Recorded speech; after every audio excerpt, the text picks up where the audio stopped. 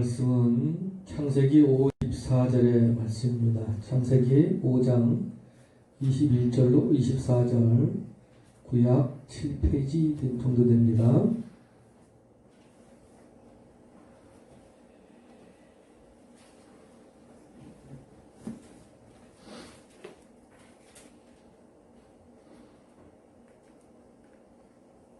에녹은 65세에 무드셀라를 낳았고, 무드셀라를 낳은 후 300년을 하나님과 동행하며 자녀를 낳았으며, 그가 365세를 향수하였더라. 에녹이 하나님과 동행하더니 하나님이 그를 데려가심으로 세상에 있지 아니하였더라. 아멘. 할렐루야. 아멘. 오늘은 하나님과 동행이라는 제목을 가지고 말씀을 드리려고 합니다. 우리의 인생은 누구와 동행하느냐에 따라 인생이 바뀝니다. 젊은 시절 잘못된 친구와 교제를 나눴다면 그 인생은 잘못된 길로 걸어갔을 테이고, 올바른 친구를 사귀었다면 올바른 길로 걸어갈 확률이 높았을 것입니다. 오늘 그러면 이 동행이라는 제목을 가지고 말씀을 드리는데, 결론부터 말씀드리면 에녹은 누구와 동행했다고 나와 있어요? 하나님과 동행했습니다. 그래서 하나님 나라로 고통 안 받고 들림을 받았어요. 성경에서 바로 하나님 나라에 입성한 이 사람이 세 분이 나옵니다. 누굴까요? 바로 에녹과 엘리야와 예수님. 이 세 분은 하나님과 동행한 분들이었습니다. 그래서 결론만 얘기하면은 우리의 인생은 하나님과 동행하면 별 문제가 없습니다. 왜 그러냐 하면 그분께서 다 해결해 주시니까 그렇습니다. 지금 여러분들은 누구와 동행하고 계십니까? 누구하고 동행하고 계십니까? 옛사람인 나와 동행을 합니까? 아니면 이제는 온전한 하나님과 동행하는 삶을 살고 계십니까? 동행이라는 단어는 길을 같이 감 이런 뜻입니다. 길을 같이 감. 창세기 33장 12절에 에서가 이르되 우리가 떠나자 내가 너와 동행하리라 하는 말이 나옵니다. 이게 무슨 얘기냐? 자, 에서의 장자권을 빼앗은 야곱이, 즉 형의 장자권을 뺏은 동생 야곱이 도망을 가서 처가살이를 함과 동시에 거기서 4명의 여자를 통해서 많은 자녀들을 낳았습니다.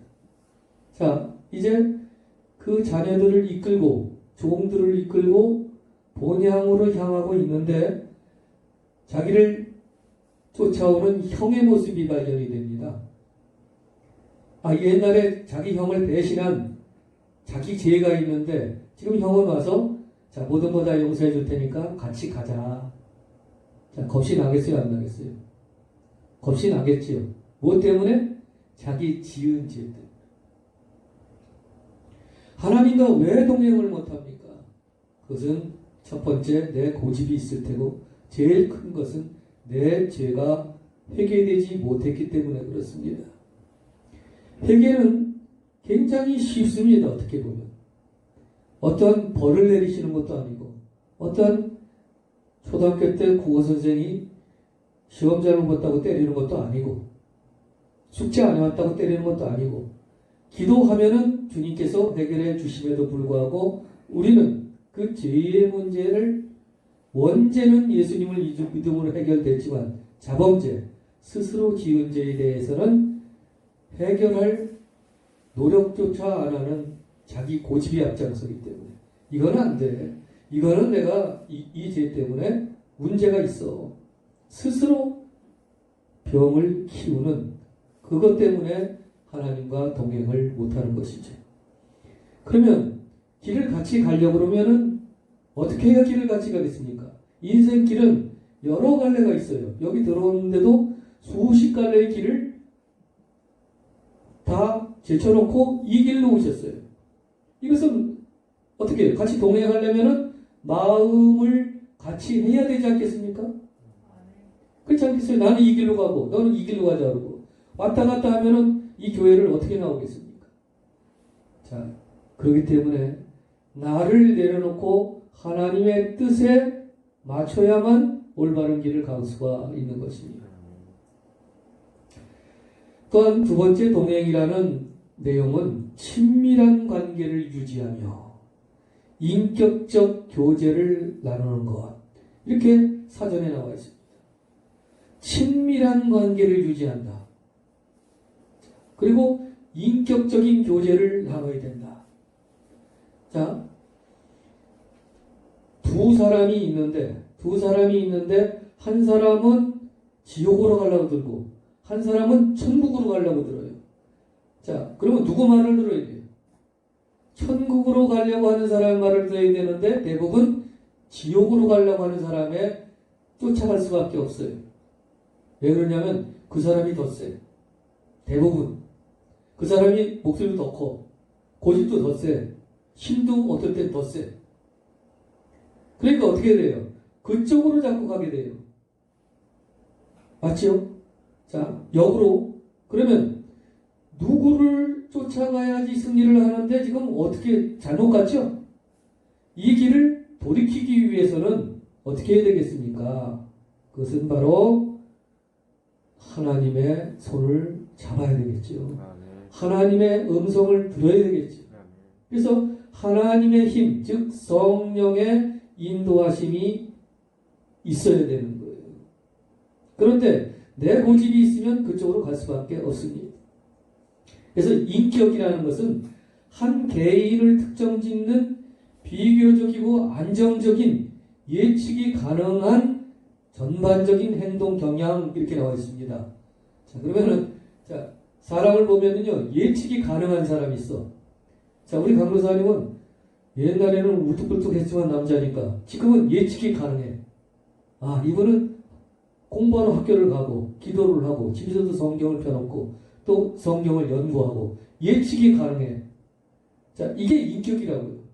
그런데 어떤 사람을 보면은 잠시 뒤도 예측을 못해. 자, 예측하기가 어려워. 하도 왔다 갔다 하니까. 성격이 이럴 때는 잠잠하고 저럴 때는 불뚝불뚝거리고 꾸준하지가 못해. 뭔가가 이거는 인격이 아닌 거예요. 그건 감정이에요. 감정. 즉 성격인 거예요. 성격. 자, 성격이 인격이 되려면은 사람을 통해서는 될 수가 없습니다. 서로 아무리 성격이 달라도 너 고쳐. 너 왜 그래? 절대 안 변한. 그것은 바로 지정의의 실체이신 성령께서 인도해 주셔야 됩니다. 그것을 완전한 사람이 되려면 완전하게 성령의 의지를 해야 됩니다. 즉 하나님께 나를 맡겨야 돼요. 그 사람이 오늘 에녹이었다고 말씀하고 있는 것입니다. 자, 그러면은 우리는 지금 어떻게 되겠습니까? 그럼 방법이 있어야 되지 않겠습니까? 그것은 바로 인격은 새 사람으로 거듭나서 그리스도의 마음을 갖고 그리스도의 삶을 쫓아가는 특성을 가지고 있습니다. 자, 그래야 그 사람은 인격이 있는 거예요, 성경적으로. 그러면 거듭난 사람, 새 사람, 이 사람만이 하나님과 대화할 수 있고 교제를 나눌 수 있는 것입니다. 내가 계속 거듭거듭 얘기하는 게 기도 많이 했다고 해서 신학교 왔다고 해서 목사 안수 받았다고 해서 인격이 있는 게 절대 아닙니다. 내가 새롭게 거듭나서 성령의 완전한 인도함을 순종하는 자가 인격이 있고 하나님의 음성을 들을 수 있고 교제를 나눌 수 있는 거예요. 즉 하나님과 동행하려면 새 사람이 되어야 된다는 것입니다. 근데 이것을 자꾸 착각을 해요. 그래서 어떻게 해요? 인본주의적인 사고방식을 가진 분들은 자기 힘으로 기도로 어떠한 예배로 어떠한 기도원에 가서 잡아뜨림으로 이렇게 착오를 자꾸 하셔요. 자, 성령 충만하고 성령 세례는 완전히 다릅니다. 성령 세례는 한 번에 이루어져요. 즉 내 마음에 주님 내가 지금부터는 주님을 만났으니 내 회개가 터졌고 이제는 다시는 그 길로 안 가겠습니다. 한번 선언하고 그 길로 가는 게 새 사람이에요. 흔들릴 수는 있어요. 그럴 적마다 어떻게 해요? 성령 충만이 필요한 거예요. 기도를 통해서, 예배를 통해서, 기도를 통해서, 교회를 통해서 성령 충만함이 그래서 필요한 건데 이것을 자꾸 바꿔서 생각을 해요. 아, 내가 기도 많이 하면 바뀔 수 있겠구나. 내가 성경 많이 읽으면 바꿀 수 있겠구나. 이거는 그 다음 문제예요. 하나님과 교제를 나눌 수 있는 사람은 단 한 가지밖에 없습니다. 거듭나야 됩니다. 새 사람이 되어야 됩니다. 이게 안 되니까 흔들리는 거예요. 요동치는 거예요. 자, 그러기 위해서는 다시 뭐 해야 된다고요? 뭐 해야 된다고요? 거듭나야 된다. 거듭나야 된다. 교제라는 것은 하나님과 친밀한 관계를 유지하는 거예요. 자, 하나님과 친밀한 관계를 유지하는 방법이 교제인데 그 교제가 바로 기도라니까요. 그러면 하나님과 가까워진 사람은 누구 모습으로 나타날까요? 바로 예수님의 모습으로 나타나는 거예요. 그러면 예수님이 어떻게 살아갔는가 신약의 복음서에 신약 다 나와 있어요. 어떻게 살고 어떻게 사역을 하셨는가. 그것은 예수님도 자기의 능력으로 했다고 절대 말씀 안 하셨습니다. 다 아버지 뜻에 따라 내가 순종했다. 그런데 그것도 내 힘으로가 아니라 성령께서 인도해 주셨다. 성령의 능력으로 하셨다고 그랬습니다. 아직도 이것이 착오가 생겨가지고 내 힘으로 할 수 있고 내가 무엇을 할 수 있다고 착각을 일으키면은 거듭나지 못한 거예요. 모든 것은 다 하나님께서 하신 것입니다. 자, 성경에서요 제일 오래 사는 사람이 누구예요? 오늘 본문에 나와 있어요. 무두셀라가 제일 오래 살았어요. 969세. 969세죠? 969세일 거예요. 그런데 그 무두셀라의 아버지가 누구라고요? 오늘 아버지가 에녹. 그런데 이 대부분 900, 800, 700 그랬는데 에녹은 365세에 소천을 해. 소천이 아니라 들림을 휴거가 됐어요. 어떻게 해서요? 하나님과 동행함으로. 그래서 여기서 성경에서 연수는 무의미해요. 성경에서 연수는 무의미해요. 자, 이 땅에서요. 이 땅에서 지금 우리가 영적으로 생각하셔야 돼요. 영적으로 누가 먼저 거듭났냐가 아니에요. 누가 거듭났냐지 누가 먼저 거듭났냐가 아니에요. 누가 거듭났냐가 문제예요.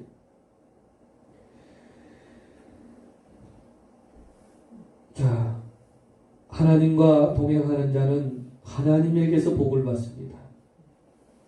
동행하는 자에게서 복을 받죠. 또 필요한 것을 공급받습니다. 그분께서 주십니다.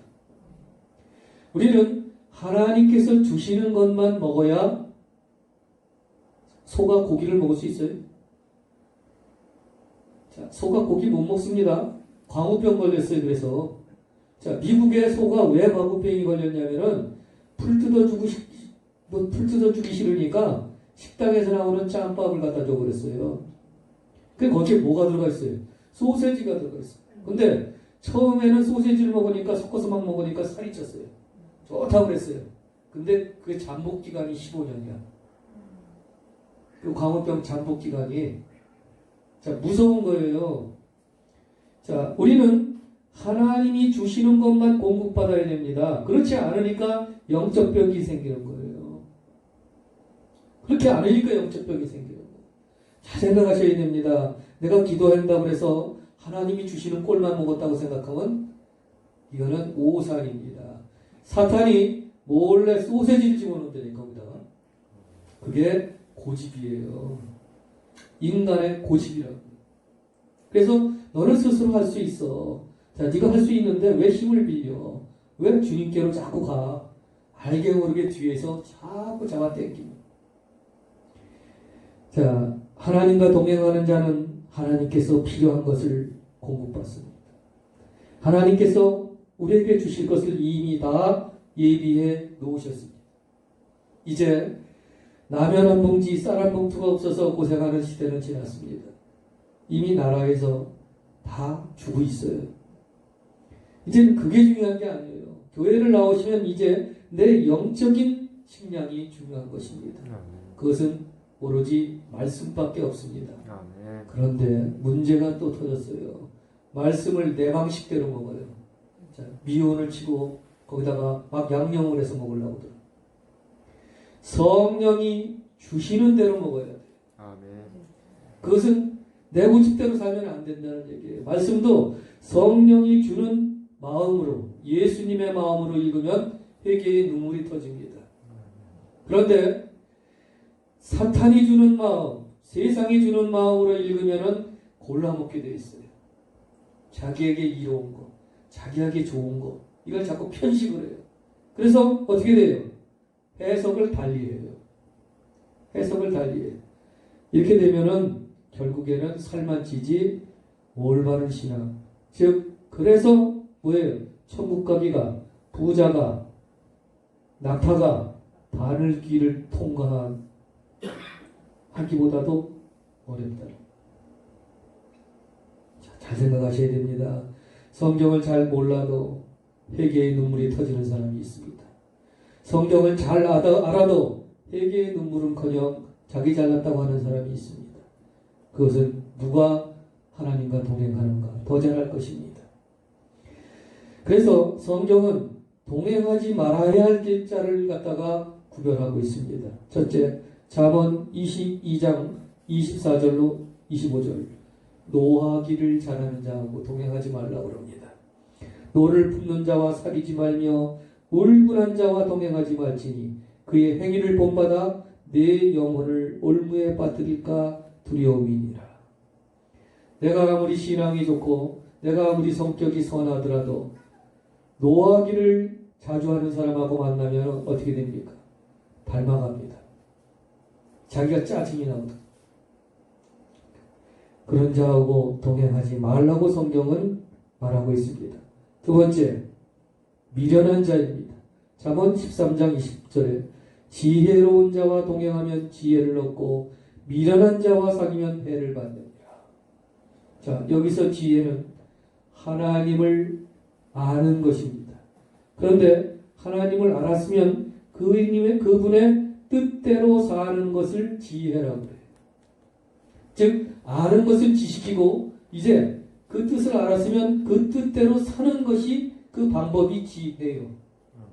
그래서 하나님의 뜻대로 살려고 발버둥 치는 사람 옆에 사탄은 항상 어떤 사람들 미련한 자를 자꾸 집어넣어요. 그래서 그 뜻을 흐리게 만들어 못 가게 해. 자, 나는 아니다. 잘 생각하시기 바랍니다. 저도 마찬가지입니다. 간혹가다 저도 똑바로 가려고 하는 자를 내 지식으로 무시하고 그런 적도 있습니다. 그래서 내가 미련한 자인가 지혜로운 자인가를 분별할 수 있어야 됩니다. 어떤 것이 지혜로운 자라고요? 하나님의 뜻대로 살려고 하는 거, 하나님의 뜻을 알고 그분의 뜻대로 사는 것이 지혜라고. 그럼 또 결론은 뭐예요? 예수님 뜻대로 사는 거예요. 예수님처럼 살아가는 거예요. 그런데 예수님이 되는 것은 안 돼요. 절대로 될 수가 없어요. 예수님처럼 닮아가는 거예요. 자, 그 다음이 시편 26편의 4절. 이게 뭐냐면 바로 허망한 사람이에요. 말 한마디만 해도 허망한 말만 해. 부정적인 얘기만 해. 자꾸 허망한 말을 해. 즉 허망한 사람과 같이 앉지 아니하였사오며 간사한 자와 동행하지도 아니하리이다. 자, 허망하고 간사한 자. 여기서 붙었다가 저기 붙었다 왔다 갔다 하고 여기서 한 말 들리고 저기 가서 한 말 들리고. 자, 이러한 자와 동행하지 말라고 하고 있습니다. 그러면은 이제 우리는 누구하고 동행해야 된다고요? 하나님과 동행해서 그분이 주는 말씀을 먹고 복을 받아야 된다는 오늘 내용인데, 다시 한번 말씀드립니다. 그분과 친밀한 인격적인 관계를 누리려면 뭐 해야 된다고 했어요? 거듭나야 된다. 그런데 반드시 교제가 이루어져야 된다. 근데 그 교제를 제가 사전적으로 성경사전에 뒤져보니까 무슨 뜻이냐면은 부부 간의 교제, 친구 간의 교제, 스승과 제자 간의 교제. 그래서 이런 것을 교제라고 해요. 자, 그런데 하나님과 교제를 나누려면 어떻게 된다고요? 거듭나야. 그렇지 않고는 교제가 이루어질 수가 없어요. 왜 그러냐 하면은 그분의 뜻을 알 수가 없기 때문에 그렇습니다. 그런데 여기서 우리가 세례, 침례 이런 것은 많이 들어봤어도 성령 세례라는 단어를 자주 못 들었습니다. 이거는 우리나라 교회의 병폐가, 또 신학교의 병폐가 되어버렸어요. 이것은 왜 그러냐? 성령 세례가 받기가 굉장히 어렵습니다. 그러면 구원받기가 굉장히 어렵냐? 이것은 우리의 시각이죠. 하나님은 모든 분들을 사랑합니다. 모든 자를 사랑해요. 모든 자와 동행하기를 원해요. 그런데 칼빈의 사고방식은 어떠냐? 내 자식이 돌아오기를 바라고 계십니다. 내 자식이 돌아오기를 바라고 계십니다. 이 세상에는 하나님의 자녀가 있고 사탄의 자녀가 있어요. 그런데 하나님은 누가 돌아오기를 원하고 있다고요? 사탄의 자녀가 돌아오기를 원하고 있다고요? 아니요. 하나님의 자녀가 돌아오기를 원하고 있습니다. 그런데 그게 왜 어렵냐? 아까도 말씀드렸지만 하나님과 동행하지 못하고 사탄의 자녀와 동행하고 있기 때문에 그렇습니다. 자, 나는 아니겠지? 아닙니다. 어렵습니다. 굉장히 이 문제가. 그래서 그 문제를 쉽게 해결하려고 노이드 존스라는 학자는 뭐라고 얘기했냐면 거듭남의 증거는 방언이다 이렇게 얘기했어요. 자, 이거는 나중에 그분도 고쳤습니다. 정정했어요. 방언은 거듭남의 증거가 아니라 성령 충만함의 증거입니다. 은사입니다. 은사. 자, 그럼 다시 성령 세례는 거듭남은 새 사람이 되는 것입니다. 어떤 파워가 아니에요. 오직 성령만 의지하겠다는 결단이 일어나시기 바랍니다. 제가 방언을 받을 때 이 얘기를, 똑같은 얘기를 3시간 동안 반복을 하시더라고요. 화장실 가고 싶은데. 설교 좀 그만 좀 하세요. 이제 수업 좀 해주세요. 그리고 막 뒤에서 목사님들이 그만하라고 막 손을 표시를 내고 막 그랬어요. 근데 그분이 한의사이신데 저는 그분에게 세례를, 방언을 받았어요. 그분 의사 집회 때. 근데 그분이 나중에 하시는 말씀이 3시간이 지나니까 본성이 나와. 자, 본성이 나와. 그만하세요. 그러고 막 지루하다고 그러고 막 본성이 나와. 본성이. 이 본성을 죽여야 돼. 자, 그래서 성령의 열매 중에 절제와 인내가 들어가 있는 거예요. 자, 본성이 드러나게 되어 있어요. 부부도 마찬가지예요. 처음에는 뭐 좋다고 그러더니 벌써 신혼여행 가서 싸워. 본성이 드러나는 본성이. 자, 우리 사명자라고 그러지만 신학교에서 보세요. 본성이 드러나게 되어 있어요. 짜증나고, 또 한 사람은 에어컨 틀어야 된다고, 한 사람은 끄라고 날리고, 벌써 소리는 안 질러도 앞에 단에 서 있으면 얼굴에 써져 있어. 얼굴에. 자, 이 본성을 죽여야 돼요. 그래서 자, 성령 세례를 받은 자, 거듭난 자는 배려가 몸에 배어 있습니다. 즉 나보다는 남을 먼저 생각합니다. 자, 이걸 잊지 마셔요. 나보다는 누굴 먼저 생각한다고요? 이웃을 먼저 생각한다니까요. 그런데 그걸 못 참아서 내 성격을 드러나는 것은 거듭나지 못한 거예요. 자, 잘 생각하시고 이제부터라도 하나님과 동행하는 삶을 사시기 바랍니다. 그동안 잘못 살았다는 건 절대 아닙니다. 이제부터라도 이미 여러분들은 구원을 받으셨고 성령 세례는 받으셨어요. 그것을 유지하기 위해서는 성령 충만함이 필요한 거예요. 또한 성화가 필요한 거예요. 그것은 예수님을 닮으려고 발버둥 치는 거예요. 누굴 닮는다고요? 예수님만 닮는 거예요. 목사를 닮으려는 게 아닙니다. 예수님을 닮으라. 그러면 여러분들은 하나님과 동행하고 오늘 에녹처럼 이미 여러분들은 천국의 백성이 되신 것입니다. 영적으로 생각하면 이미 여러분들은 들림을 받으신 거예요. 부활하셨어요. 그래서 하나님 나라의 백성이 되신 것입니다. 옆 사람과 인사를 나누겠습니다. 천국의 백성이 된 것을 축하드립니다. 천국의 백성이 된 것을 축하합니다. 그래서 여러분들은 이미 하나님 나라의 백성이 되셨습니다. 이제 그것을 유지하기 위해서는 누구 닮으시라고요? 기도하겠습니다. 사랑의 하나님 감사합니다. 오늘도 천국의 백성으로 하나님 앞에 나왔습니다. 이미 국적은 정해져 있고 구원은 받았사오나 아직 이 몸이 세상에 담겨져 있으므로 우리는 돈과 영예와 또한 세상 것으로 욕심이 있습니다. 주님, 이 욕심마저도 주님께서 바꿔주시옵소서.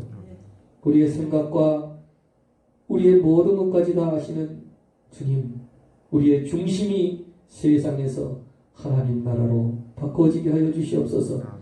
주님이 주시는 말씀으로 살게 하시고 오직 내 고집, 내 혈기가 아니라 이젠 성령의 인도하심에 순종하는 이웃을 먼저 생각하고 나를 내려놓는 그 역사 속에 하나님의 능력이 나타날 줄 믿습니다.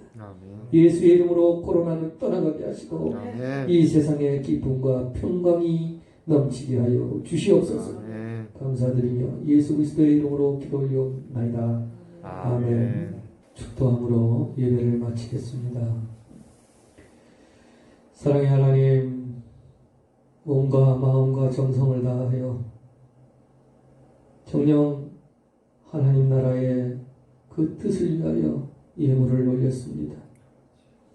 주님 받아주시옵고 우리 손길 기억하여서 그 사명 잘 감당할 수 있도록 능력과 모든 환경 위에 역사하여 주시옵소서. 또한 그 가족과 그 이웃까지도 주님께서 붙잡아 주셔서 다 같이 구원받고 평강을 누릴 수 있게 하여 주시옵고 쓰이는 곳마다 하나님의 큰 뜻을 이루는 귀한 물질이 되게 하여 주시옵소서. 마음은 있으나 터뜨리지 못하는 마음도 있습니다.